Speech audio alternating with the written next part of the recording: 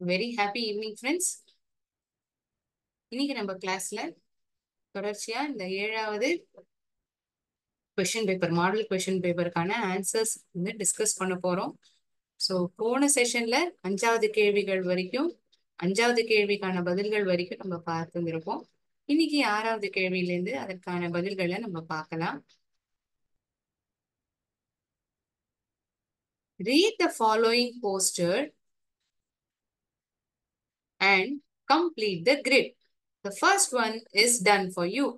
இங்கு கீழே ஒரு போஸ்டர் ஆனது ஒட்டப்பட்டுள்ளது. இப்ப நம்ம ஸ்கூல்ல ஒரு காம்படிஷன், ஒரு போட்டி, இல்லாட்டி ஒரு அறிவிப்பு, ஒரு டூர் போறோம், அந்த மாதிரி ஏதாவது இன்ஃபர்மேஷன் நிறைய குழந்தைகளுக்கு வந்து தெரிவிக்கணும்னா என்ன பண்ணுவாங்க? இது போல ஒரு போஸ்டர் ஆனது போடப்பட்டிருக்கும். அதில் என்ன விஷயம், என்றைக்கு நடக்க போகிறது, எதற்குள் நீங்கள் பெயரை கொடுக்க வேண்டும், எத்தனை பேர் அந்த குழுல இருக்கலாம், எங்க நடக்க போறது, என்னைக்கு நடக்க போறது, இந்த அனைத்து விஷயங்களும் நம்ம இந்த போஸ்டர்ல புரிஞ்சுக்க முடியும் படிச்சா. சோ இந்த போஸ்டர் ஆனது கொடுக்கப்பட்டுள்ளது. இதை நாம் ஒரு முறை வாசிப்போம்.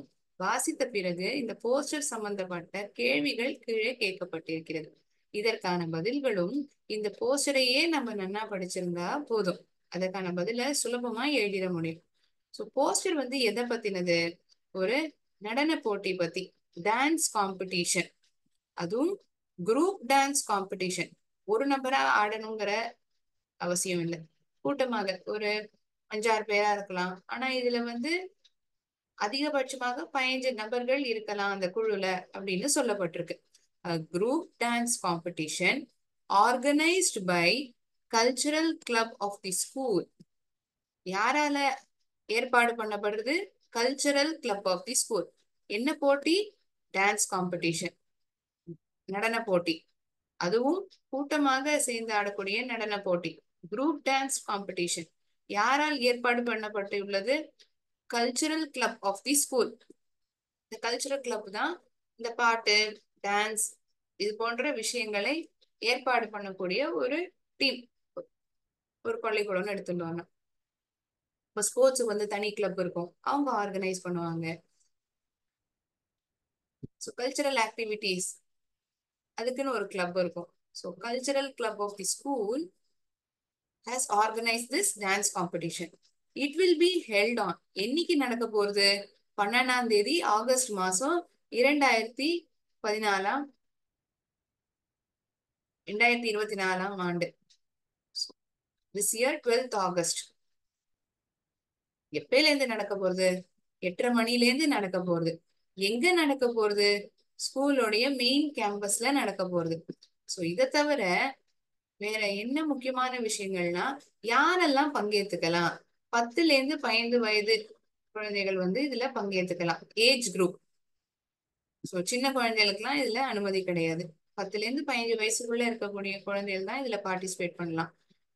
மேக்சிமம் அதிகபட்சமா எத்தனை நபர்கள் இருக்க முடியும் அந்த குரூப்ல? 15 நபர்கள். 15க்கு மேல எல்லாம் இருக்கக்கூடாது.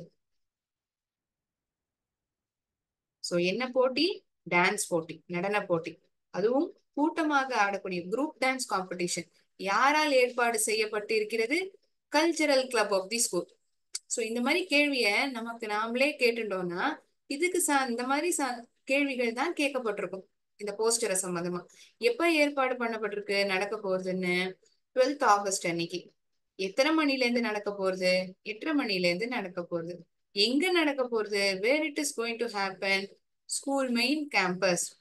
எத்தனை வயசு குழந்தைகள் இதுல பங்கேற்றுக்கலாம்? 10ல இருந்து 15 வயசு இருக்கக்கூடிய குழந்தைகள் இதுல பார்ட்டிசிபேட் பண்ணலாம்.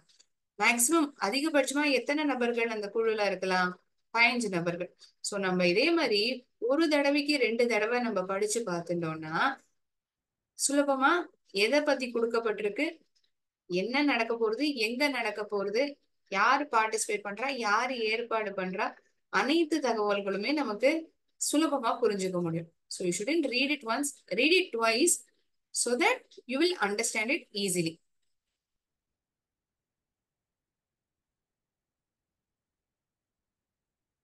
So name of the competition. இந்த போட்டியினுடைய பெயர், நேம் ஆஃப் தி காம்படிஷன். என்ன போட்டி இது? நடன போட்டி, டான்ஸ் காம்படிஷன் இல்லையா? ஆர்கனைஸ்ட் பை, யாரால் ஏற்பாடு செய்யப்பட்டுள்ளது? Cultural club. இன்னைக்கு நடக்க போறது 12ஆம் தேதி ஆகஸ்ட் மாசம். எத்தனை மணில இருந்து? 8:30 மணில இருந்து ஆரம்பிக்க போறது. வென்யூ, வென்யூனா இடம், பிளேஸ். பிளேஸுக்கான இன்னொரு வார்த்தை தான் வென்யூ. எங்கு நடக்க போகிறது? மேக்சிமம் நம்பர் ஆஃப் ஸ்டூடெண்ட்ஸ், அதிகபட்சமான குழந்தைகள் எத்தனை பேர் பங்கேற்றுக்கலாம்? Maximum number of students in a group. அதிகபட்சமாக ஒரு குழுவில் எத்தனை மாணவர்கள் இருக்கலாம்? இதற்கான பதிலை நான் போர்டில் உங்களுக்கு எழுதி காமிக்கிறேன்.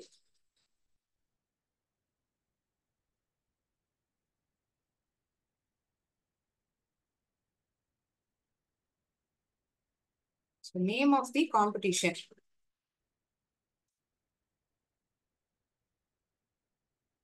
Dance competition.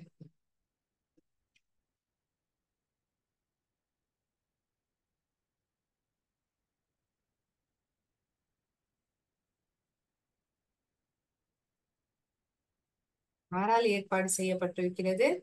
Cultural club of the school. Cultural club.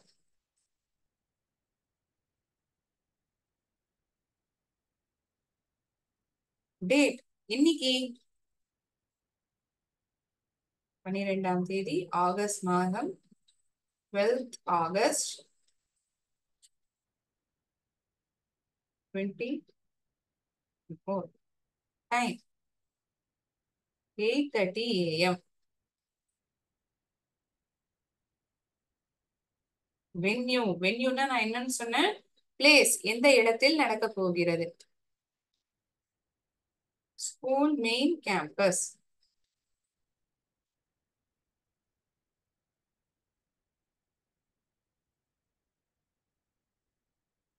என்னுடன் நீங்களும் சேர்ந்து சொல்லலாம். School main campus.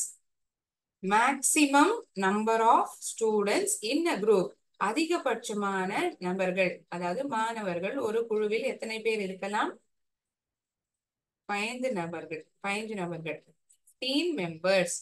15 members. இதுதான் இதற்கான பதில்.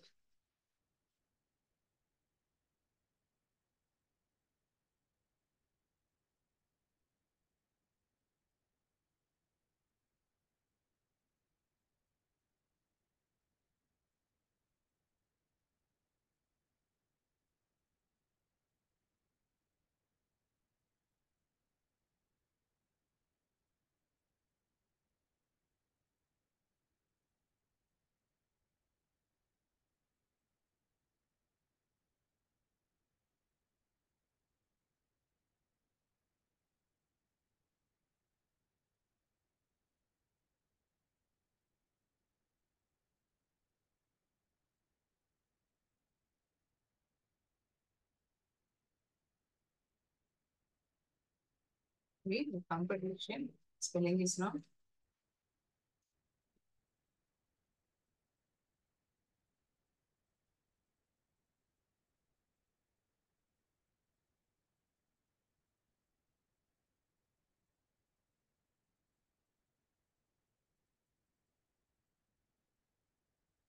இதுதான் 6வது கேள்வி, அதற்கான பதில்.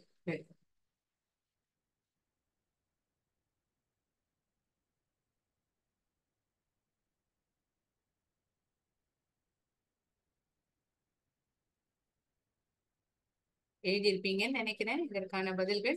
சோ எப்படி நம்ம புரிஞ்சுக்கணும்? ஒரு போஸ்டரை வந்து ஒரு தடவைக்கு 2 தடவை படிச்சு பார்க்கணும். யார் ஏற்பாடு பண்றா, என்னைக்கு நடக்க போறது, எங்க நடக்க போறது, எத்தனை பேர் இருக்கா. சோ ரொம்ப சுலபமான வார்த்தைகள் தான் இங்க எழுதப்பட்டிருக்கு இல்லையா? அடுத்த கேள்விக்கான பதில்களை பார்க்கலாமா? அடுத்த கேள்வி என்ன?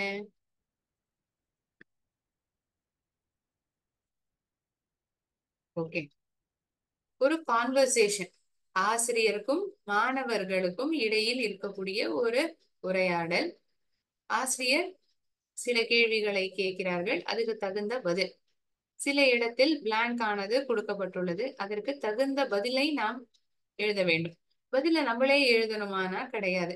கீழே சில ஆப்ஷன்ஸ் கொடுக்கப்பட்டிருக்கு. இதுல இருந்து அந்தந்த பிளாங்குக்கு எது சூட்டபிளா இருக்கும், பொருத்தமான பதில வந்து நம்ம தேர்ந்தெடுத்து எழுதணும். முதல்ல இந்த கான்வர்சேஷனை படிச்சோம்னா எதை பத்தின கான்வர்சேஷன், உரையாடல்ங்கிறது நம்ம புரிஞ்சுக்கலாம். இதேதான் இங்கேயும் ஒரு தடவைக்கு 2 தடவை நம்ம படிச்சு பார்க்கணும். ஏன்னா ஒரு ஆப்ஷன் வந்து 2 இடத்துல எழுதுற மாதிரி நமக்கு சந்தேகம் வரும். சோ ஒரு தடவைக்கு 2 தடவை படிச்சு பார்த்தோம்னா ரொம்ப ஈஸியா இது இந்த இடத்துலதான் எழுதணுங்கிறத நம்மளால உறுதியா சொல்ல முடியும். We will be able to tell correctly in which blank which answer is more suitable. Teacher, good morning students. காலை வணக்கம் குழந்தைகளா, மாணவர்களா. Good morning ma'am. Teacher, tomorrow is World Environment Day. The school has decided to plant some samplings. Samplings அப்படின்னா என்ன? ஒரு செடிகளை நடுவதற்கு பள்ளிக்கூடம் முடிவெடுத்திருக்கிறது. ஏன்னா இப்ப நம்ம நிறைய கேட்கிறோம் இல்லையா, மரத்தை வளர்க்கணும், மரங்கள்லாம் அழிஞ்சிட்டு வர்றதுனாலதான் நமக்கு போதுமான அளவு மழை இல்லை. அந்தந்த நேரங்கால காலத்துக்கு நமக்கு மழை சரியா கிடைக்க மாட்டேங்குது. அதனால இந்த வேர்ல்ட் என்வாயன்மெண்ட் டே அன்னைக்கு ஸ்கூல்ல என்ன திட்டமிட்டு இருக்காங்க, செடிகளை வந்து நடணும். Plant samplings. The school has decided to plant some samplings. Did you read notice about it? அதை பத்தின அது சம்பந்தமாக ஒரு நோட்டீஸ் ஆனது போடப்பட்டிருந்தது. நீங்கள் அனைவரும் அதை படித்தீர்களா? ஆமாம் ஆசிரியரே. Yes teacher. இந்த பிளாங்க் இந்த இடத்துல இருக்கட்டும். ஒன்னு நோட்டீஸ் பண்ணணும். எஸ் டீச்சர் சொன்னதுக்கு அப்புறம் கடைசியாக ஒரு கேள்விக்குறியானது போடப்பட்டிருக்கிறது. அப்படி என்றால் ஏதோ ஒரு கேள்வி மாணவன் ஆசிரியரிடம் கேட்கிறார் இல்லையா? So we need to choose the option that is in the format of a question. கேள்வி வடிவத்துல இருக்கக்கூடிய வாக்கியத்தை நம்ம அந்த இடத்துல தேர்ந்தெடுக்கணும் அப்படிங்கறத நம்ம புரிஞ்சுக்கலாம். என்ன கேட்கலாம் அந்த இடத்துல மாணவன்? அதுக்கு அடுத்ததான என்ன சென்டென்ஸ் கொடுக்கப்பட்டிருக்கு? Teacher, you should bring some plants. We hope to plant them in the morning. நீங்கள் வந்து செடிகளை கொண்டு வர வேண்டும். அப்படி என்றால் இதற்கு முன்னாடி இருக்கக்கூடிய கேள்வி நாங்கள் என்ன கொண்டு வர வேண்டும் என்று கேட்கப்பட்டிருக்கலாம். அதற்கான பதில் you should bring some plants அப்படின்னு சொல்லப்பட்டிருந்திருக்கும். We hope to plant them in the morning. நாங்கள் காலையில் அந்த செடிகளை நடுவதற்கு திட்டமிட்டு இருக்கிறோம். காலையிலேயே செடியை நட்டிடலாம் என்று நாங்கள் நினைக்கிறோம். We hope to plant. Mahima, அவளும் ஏதோ ஒரு கேள்வி வாக்கியத்தை தான் கேட்கிறாள், கேள்வியாக தான் கேட்கிறாள். It's better to bring fruit plans. அப்படின்னா இவ கேட்கக்கூடிய கேள்வி எந்த மாதிரியான செடியை கொண்டு வரலாம், ஏதாவது ஒரு சஜஷன் கொடுத்து வந்திருக்கலாம்.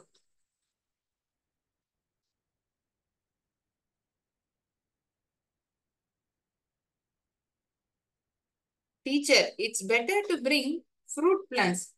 பழங்களை கொடுக்கும் செடிகளை அதை கொண்டு வந்தால் நல்லது. It's better to bring fruit plans.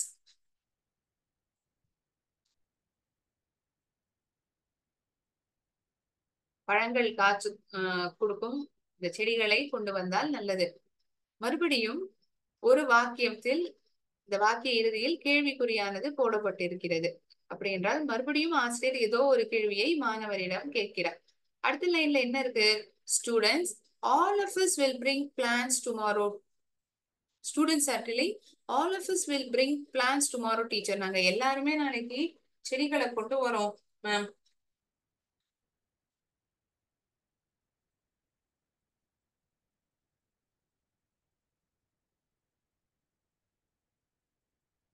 It's better to bring fruit plants. நாளைக்கு யாரெல்லாம் கொண்டு வருவீங்க?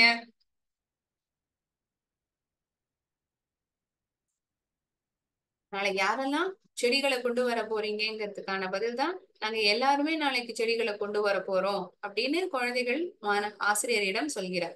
Teacher, good dash. மறுபடியும் ஒரு blank. Okay, we will inform them. அதாவது ஏதோ ஒரு தகவலை தெரிவிக்க வேண்டும் என்று சொல்லியிருந்திருக்கலாம். Okay, we will inform them. One more information, in groups you all dash ஏதோ ஒரு வேலையை செய்ய வேண்டும் என்று ஆசிரியர் சொல்லியிருக்கலாம். கூட்டமாக ஒரு வேலையை செய்ய வேண்டும். ஒரு ஒரு சார்ட் வரைகிறதோ, ஒரு போஸ்டர் ப்ரிப்பேர் பண்றதோ, இது மாதிரி சொல்லப்பட்டிருந்திருக்கலாம். That's fine, we will prepare it. அது சரி, நாங்கள் அதை தயாரித்து விடுகிறோம். We will prepare it. இங்க என்னெல்லாம் ஆப்ஷன்ஸ் கொடுக்கப்பட்டிருக்குங்கிறத ஒரு வாட்டி பார்ப்போமா? All of you should inform your parents. நீங்கள் அனைவரும் உங்களுடைய பெற்றோர்களிடம் சொல்ல வேண்டும். May I know who will bring plants tomorrow? நாளைக்கு யாரெல்லாம் செடிகளை கொண்டு வர போறீங்க? நாங்க வந்து பூக்கள் கொடுக்கக்கூடிய இந்த செடிகளை கொண்டு வரலாமா? Must prepare a poster. ஒரு போஸ்டரை தயாரித்தாக வேண்டும். குட் மார்னிங் மேம், அதாவது ஆசிரியர் சொல்லக்கூடிய சென்டென்ஸுக்கு அதுக்கான பதில். இது ஏற்கனவே அந்த கான்வர்சேஷன்ல கொடுக்கப்பட்டிருக்கு, அதனாலதான் எல்லோல ஹைலைட் ஆயிருக்கு. மீதமுள்ள பதில தான் நம்ம தேர்ந்தெடுத்தோம். இந்த ஆப்ஷன் கிடையாது, அதனாலதான் ஹைலைட் ஆயிருக்கு. What should be bring? நாங்க என்ன கொண்டு வரணும்? வாட் ஷுட் பி பிரிங் அப்படின்னா நாங்க என்ன கொண்டு வரணும்? ஸோ இங்க ஃபர்ஸ்ட் இதுல good morning students, good morning ma'am. So இந்த பதில் தான் கீழே ஏற்கனவே கொடுக்கப்பட்டிருந்தது. ஸோ இந்த ஆப்ஷன் நம்ம தேர்ந்தெடுத்து எழுத முடியாது. Tomorrow is world environment day. The school has decided to plant some saplings. நாளைக்கு சில செடிகளை நடுவதற்காக பள்ளிக்கூடம் திட்டமிட்டுள்ளது. நீங்கள் அதை படித்தீர்களா? அதற்கு சம்பந்தப்பட்ட நோட்டீஸை படித்தீர்களா? ஆமாம் ஆசிரியரே. நாங்கள் என்ன கொண்டு வர வேண்டும்? What should we bring?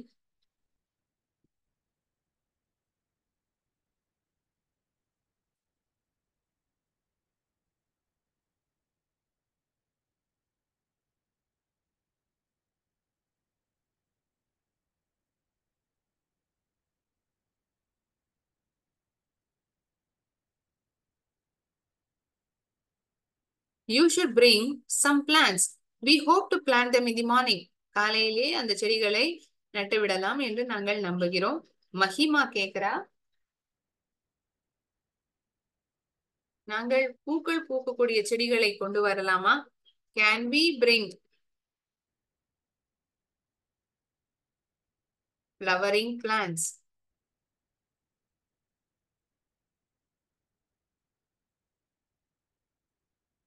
அதற்கு ஆசிரியர் அதற்கு பதிலாக பழங்களை கொடுக்கக்கூடிய செடிகளை கொண்டு வந்தால் சிறந்தது. It's better to bring fruit plants. Dash again sentence ends with question mark. May I know who will bring plants tomorrow?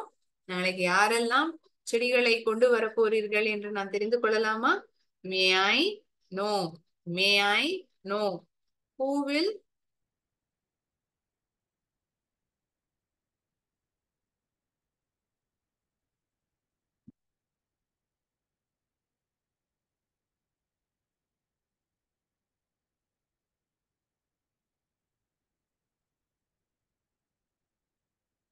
All of us will bring plants tomorrow, teacher. நாங்க அனைவருமே கொண்டு வர போறோம் ஆசிரியரே.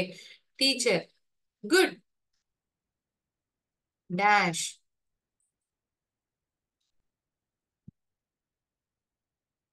Okay, we will inform them.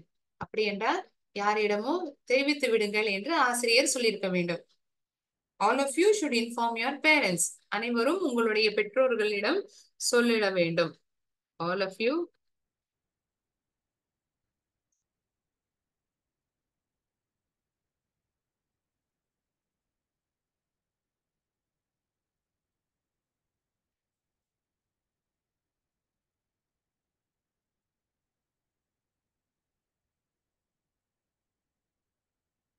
One more information. In groups, you all dash. In groups, you all must prepare a poster.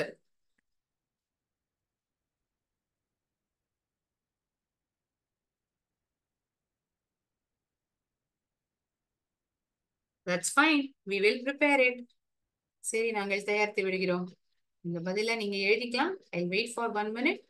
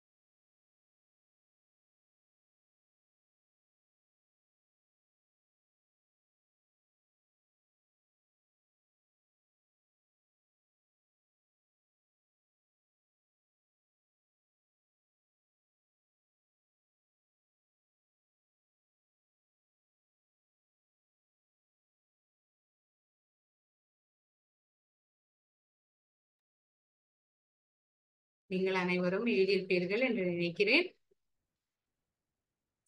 So it's a easy conversation. It's a simple conversation. So எந்த இடத்துல பதில நம்ம பொருத்தமா எழுதணுங்கிறதுல தான் இருக்கு. அதுக்கு நம்ம ஒரு தடவைக்கு 2 தடவை படிச்சு பார்த்துட்டோம்னா நமக்கு தெரிஞ்சிடும்.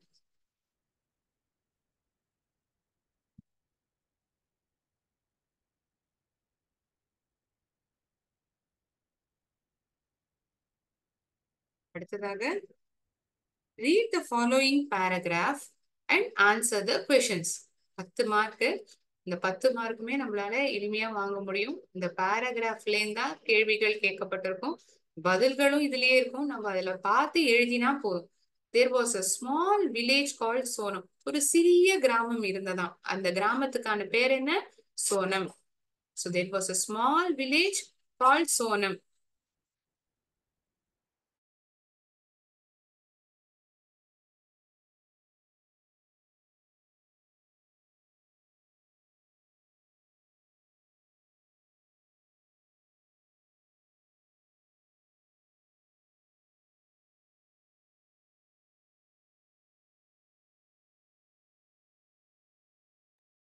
There was a small village called Sonam. ஒரு சிறிய கிராமம் இருந்ததாம். அந்த கிராமத்துக்கான பேர் என்ன? Sonam. There was a young girl named Emma. அதில் ஒரு சிறிய பெண் இருந்தால், அவளுடைய பேர் எமா. எமா loved to explore the meadows and woods around her home. அவள் வீட்டை சுத்தி இருக்கக்கூடிய இந்த காடுகள், செடிகள் அதையெல்லாம் பார்ப்பதற்கு அவளுக்கு மிகவும் பிடித்தமான ஒரு வேலையாக இருந்தது. என்ன செடி, என்ன விதமான மரம் வளர்ந்திருக்கு, இது மாதிரி எக்ஸ்ப்ளோர் பண்றது, தேடுறது, அதை பத்தி ஆராயறது அவளுக்கு அது ரொம்ப பிடிச்ச வேலையா இருந்தது. Every day she would discover new and exciting things in nature. இயற்கையில என்னெல்லாம் புது விஷயங்களா அவ கண்ணுக்கு தென்படுறதோ அதெல்லாத்தையும் அவ கண்டுபிடிப்பாளாம். She would discover new and exciting things. வியப்பூட்டக்கூடிய விஷயங்களை, அதுவும் இயற்கை சார்ந்த விஷயங்களை அவளுக்கு கண்டுபிடிப்பது என்றால் மிகவும் பிடிக்கும். One sunny morning, while Emma was wandering near a stream, she spotted a glimmering stone. ஒரு காலை பொழுது அன்றைக்கு வெயிலானது அதிகமாக இருந்தது. சூரியன் பளிச்சென்று தோற்றமளித்துக் கொண்டிருந்தது. அப்பொழுது அவள் அப்படியே பார்த்துட்டே போறத, அந்த ஆறு கிட்ட பார்க்கறத, ஒரு பளபளம் என்று தோற்றமளிக்கக்கூடிய ஒரு கல்லை அவள் பார்க்கிறாள். She spotted a glimmering stone. என்ன ஸ்டோன்? என்ன மாதிரியான கல்? என்ன மாதிரியான கல்? ஒரு பளபளவென்று ஜொலிக்கக்கூடிய ஒரு கல்லை அவள் பார்த்தாள். She spotted a glimmering stone.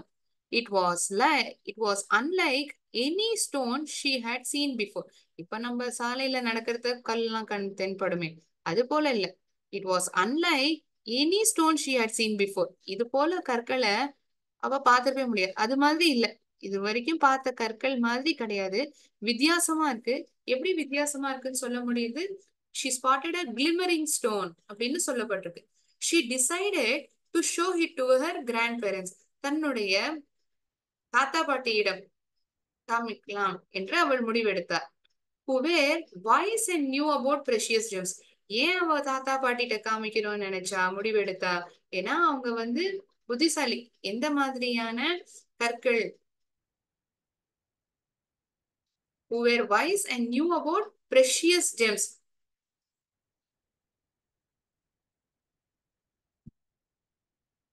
இந்த வைரம்,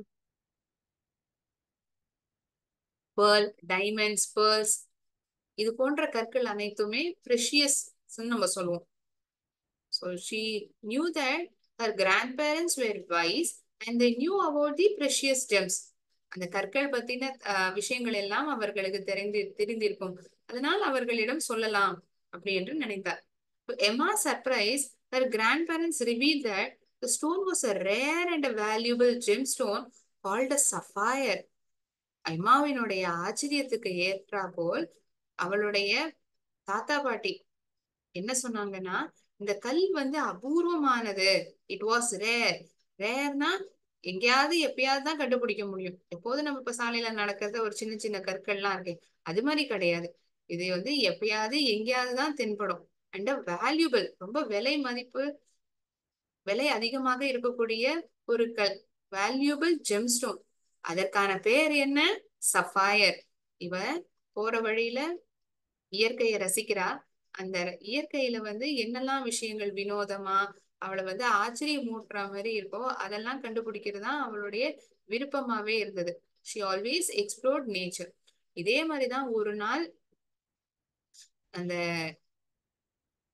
ஸ்ட்ரீம் கிட்ட நடந்து போயிட்டு இருக்கும்போது, அப்படியே யோசனை பண்ணிட்டு போயிட்டே இருக்கும்போது, ஒரு மின்னக்கூடிய ஒரு கல்லை அவள் பார்க்கிறாள். கிளிமரிங் ஸ்டோன், பளபளவென்று தோற்றம் இருக்கக்கூடிய, தோற்றம் அளிக்கக்கூடிய ஒரு கல். அது இதுக்கு முன்னாடி பார்த்தா மாதிரி இல்லவே இல்லை. இந்த கல் கொஞ்சம் வித்தியாசமா இருக்கு. சரி, இத தான் தாத்தா பாட்டிட்ட கேட்டா என்ன மாதிரியான கல், அத பத்தின அறிவு, அதாவது விஷயங்கள் அவர்களுக்கு ஏற்கனவே தெரிந்திருந்ததால் அவர்களிடம் கேட்டு பார்க்கலாம் என்று நினைக்கிறாள். அவளுடைய ஆச்சரியத்துக்கு ஏத்தாப்போல் இந்த தாத்தா பாட்டி என்ன சொல்றாங்கன்னா, இது ஒரு அபூர்வமான கல். இதற்கு பேர் சஃபயர். இதை கேட்ட உடனே அவளுக்கு ரொம்ப சந்தோஷமா போயிடுது. Her heart was filled with joy and she learned that sometimes the most precious treasures can be found in the simplest places. ஒரு சாதாரணமான இடங்கள்ல தான் சில நேரங்கள்ல இந்த மாதிரி விலை மதிப்பு அதிகமா இருக்கக்கூடிய பொருட்கள்லாம் நம்ம பார்ப்போம், நம்ம கண்ணுக்கு தெரியும் அப்படிங்கறது அவளுக்கு தோன்றுது. She got to know that the most precious treasures, பொக்கிஷங்கள். ட்ரெஷர்ஸ்னா என்ன? பொக்கிஷங்கள்.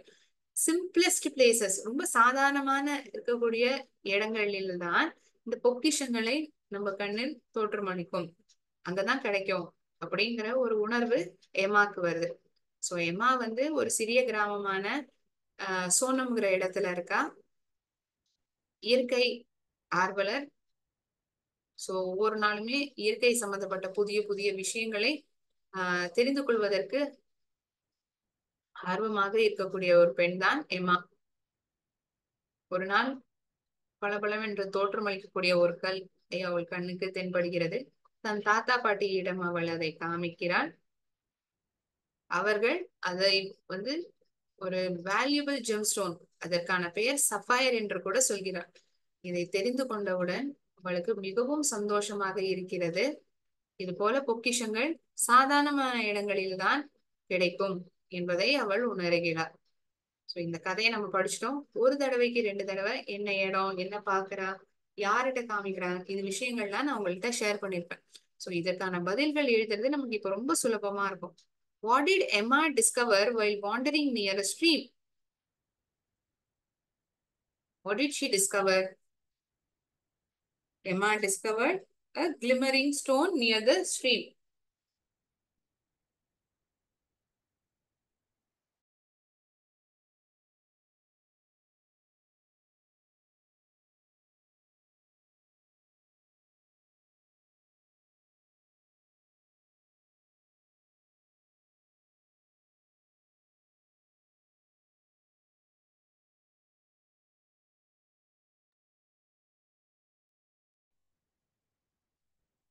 What did Emma discover while wandering near a stream?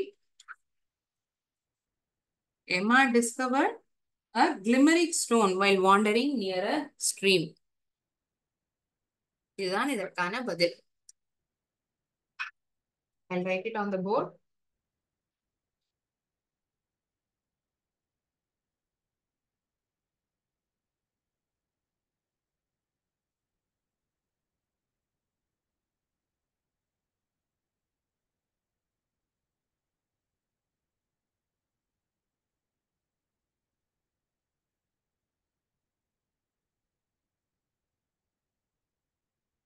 Question number 8 and for that answers. அதற்கான பதில்களை தான் நாம் பார்க்கிறோம்.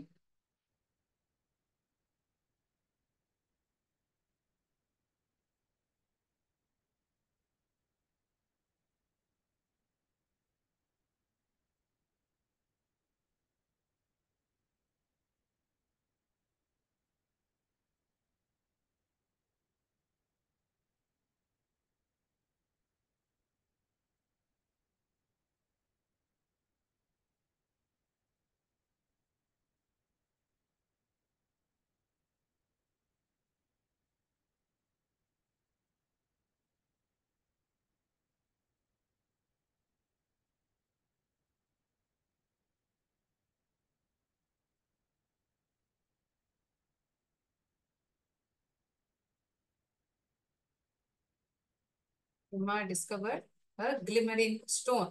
ஒரு பளபளவென்று தோற்றம் அளிக்கக்கூடிய கல்லை அவள் பார்த்தாள். இந்த சஃபயர்னா எப்படி இருக்கும்? இந்த பூக்கள் பூக்கக்கூடிய செடிகள், பூக்கள் கொடுக்கக்கூடிய செடிகள், இதை அனைத்தும் நான் உங்களுக்கு காமிக்கிறேன் இந்த பதிலை எழுதிய பிறகு. அடுத்த கேள்வி, who revealed the identity of glimmering stone to Emma? யார் வந்து அந்த கற்களை பத்தி தெரிவிச்சா? her grandparents revealed. her grandparents, or you can write Emma's grandparents. எம்மாவினுடைய தாத்தா பாட்டிகள். Emma's grandparents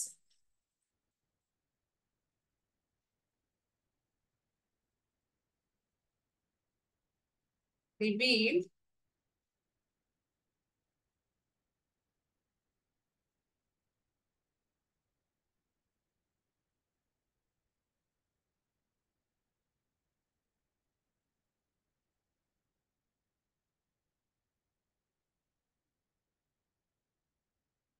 identity of glimmering stone. அந்த கிளிமரிங் ஸ்டோன், அந்த பளபளவென்று தோற்றம் அளிக்கக்கூடிய அந்த கல் எப்படிப்பட்டது? யார் அவள்கிட்ட சொன்னா? அவளுடைய தாத்தா பாட்டி. கிளிமரிங் stone.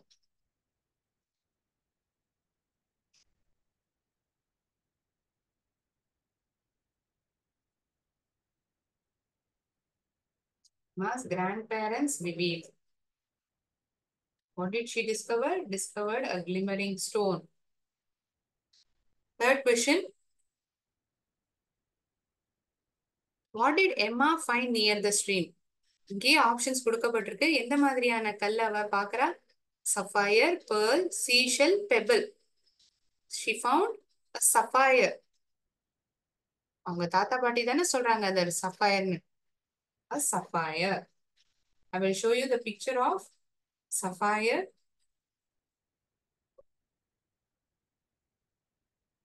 Fourth question. What is the question? A option. A sapphire. A sapphire, it's in A option. Where did Emma decide to show the glimmering stone? யார்கிட்ட காமிக்கணும்னு அவ முடிவெடுத்தா? தன்னுடைய தாத்தா பாட்டிகளிடம் காமிக்க வேண்டும் என்று முடிவெடுத்தார். சி, to her grandparents. அவளுடைய தாத்தா பாட்டியிடம். to her grandparents.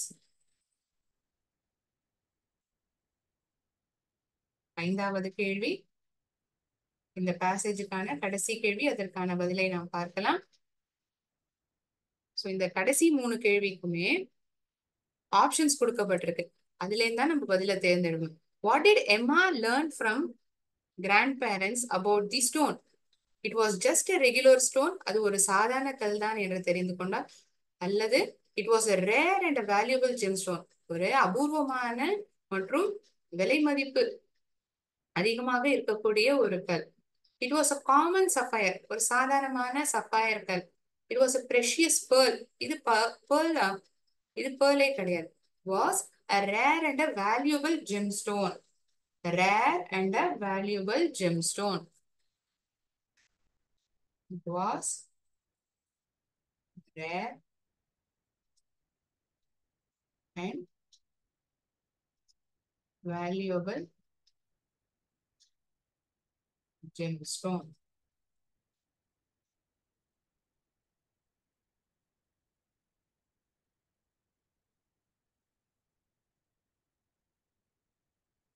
Third question. Fine. First write the option. This sapphire. So let me show you the precious stone sapphire, how it looks. The glimmering stone சொல்றாங்க இல்லையா? ஏன் அது glimmering stone? அது எப்படி இருக்கு? எல்லாமே உங்களுக்கு நான் காமிக்கிறேன்.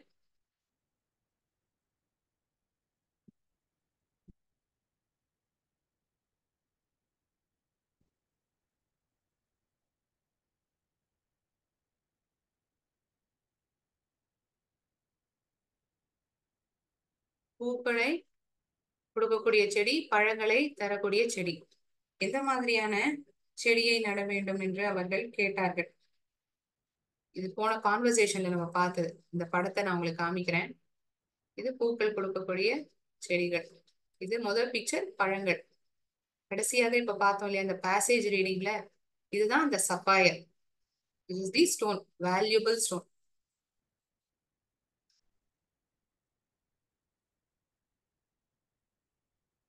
இந்த 7வது கேள்விக்கும் 8வது கேள்விக்கும் சம்பந்தப்பட்ட ஒரு படத்தை நான் உங்களுக்கு காமித்திருக்கிறேன். சஃபயர்னா என்ன, அது எப்படி இருக்கும்னு எங்களுக்கு தெரிஞ்சுக்கணும்னு ஆர்வமா இருக்கே அப்படின்னு தோணலாம் இல்லையா? சோ அதற்காக தான் இந்த படத்தை நான் உங்களுக்கு காமித்திருக்கிறேன்.